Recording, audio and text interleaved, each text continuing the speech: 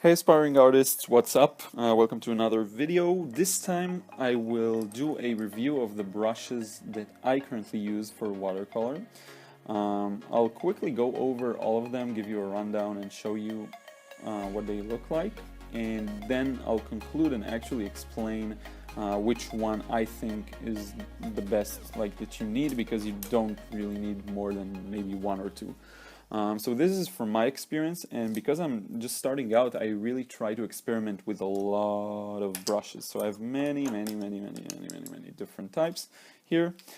So you can benefit from my experience, because it's all fresh in my mind, and I'm kind of I really try to expand myself and to experiment with many different ones. So let's begin just by going over the ones that I use. So the first one I'll show you is the silver black velvet. It's this one. Let's see if I can get it to focus. Yes, so this one, size 12. It came in a pack with two others. This is the pack here with this one also, these two. I really like this one, which is why I'm starting with it. It's really good for everything. You can do anything you want with it, basically. You can get very thick washes with it, but you can also let me get more paint here. You can also get more fine lines and more fine details. The paper I'm demonstrating on is a Strathmore 400 series, I think. It's hot press, it's pretty smooth. So you can basically do anything you want with it, get more finer lines, get larger ones, and it varies really easily, and the color just flows nicely outside of it. I really like this one. Okay, next up we have the mop here. It's a, where did it go? It's a Princeton. I really like this one, Princeton 3/4 of an inch. I didn't expect too much of it, but it really delivered, and maybe even over-delivered. I really like it. Just the way it handles, sorry about that, just the way it handles the color is really nice. The color spills out of it really nicely, and it's great for covering really large surfaces. You can press down on it and it's really good. Another use that I have for it personally is just to draw like trees and stuff like that. It lets you draw a branch-like pattern here, as you can see. So it's really good for that. Like this. You can get the shape of branches or leaves or whatever it is you want to get. That's the mop one. Now we have the flats. So I use mainly two. The first one is this one. It comes with this sort of shape on the back that you can scratch with after you drew something. You can get like branches and stuff like that off of it, which is a nice effect. As a brush in general, it's really good. I expected actually a bit more of it because it sort of dries quickly. I just don't feel like it holds a lot of water. You see, that's at least how I feel. Oh, tape is going trying to escape here. That's at least what I feel, and it can get these weird edges that you can see here, like uneven, but you really need to learn how to work with it.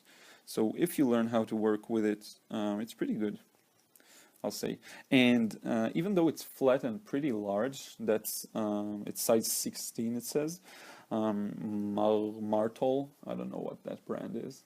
Even though it's pretty large, you can get really fine details with it and really get into corners and draw basically anything. I drew portraits with this brush, so that's really nice and surprising. You see, you can get like edges, sharp edges, and really be really accurate. A lot of artists that I know that use just flat brushes, maybe smaller than this one, but just flat for everything. So that's this flat, and I have another flat one. This one is okay. It's kind of, I bought it really cheap just because I wanted to try it out. I don't know why I was curious about this specific one. The size and its shape are pretty good. The thing is, I feel like the water just doesn't come out of it as easily, so I feel like I need to fill it up really well with pigment and water, and it's kind of annoying to be honest. It can get you a bit more accuracy because of its size, but I don't really like this one unless I'm working on filling in really small spaces. But if it's larger spaces, you see it's not good. I don't like this one. I do use it, but I don't really like it. So these are the flats that I use. Now, another one I wanted to show you is this one, the what's it called? The brush pen. This is good. It comes with a water container. So I use this one quite a lot when I'm doing outdoor sketching, stuff like that. You can do a lot of cool things with it. So you can draw like this. You can squeeze it while you're drawing to get some more water out and then spread the paint. The only downside of this one is because of its small size, it doesn't really hold a lot of water in it. So I feel like I need to either refill or just squeeze it, and this container is not that large, you know, it runs out pretty fast. So you kind of need to get an extra bottle or water jar with it, even if you're planning on drawing outside.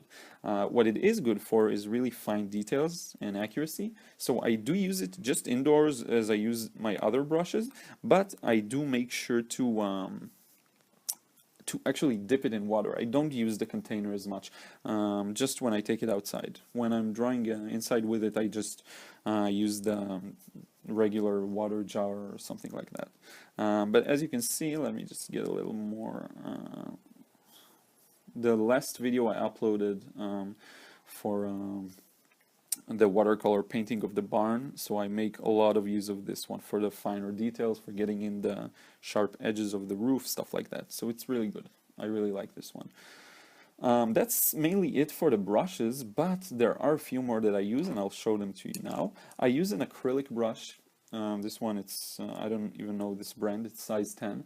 I use it for masking fluid because you need a really hard brush for masking fluid. It dries on the brush. It's actually quite a bad experience sometimes. So I use it, I dip it in the masking fluid and I use it. You can even see some leftovers of the masking fluid on it. So I won't use a watercolor brush, and I'll definitely not use a good one. So this is just like the victim brush that I use for stuff like that. And I have this one that I use for adding highlights in acrylic paint. So I like it because it's small, and you know, there's this cool galaxy watercolor paintings that I use this one to dot in the sort of white starry texture that you add, the white gouache or acrylics. These are all my brushes. Let's just now conclude, and I'll tell you what I actually use and what I think you need to get started. You need one good round brush.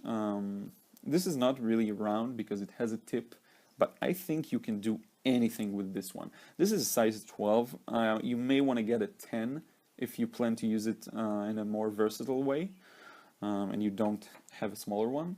But if you get a size 10 or even 8, you can do anything with it. Large washes aside, you can just do whatever you want with something like this. And I recommend getting one flat brush or a mop brush.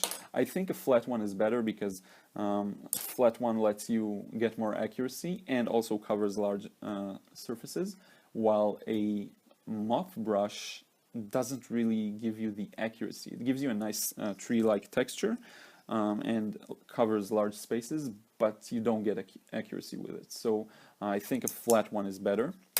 You can get something like this one, for 3/4 of an inch, like this one. And I think it should be enough basically for everything, with a combination of like these two, maybe round and flat, and you're done. You don't need anything more than that.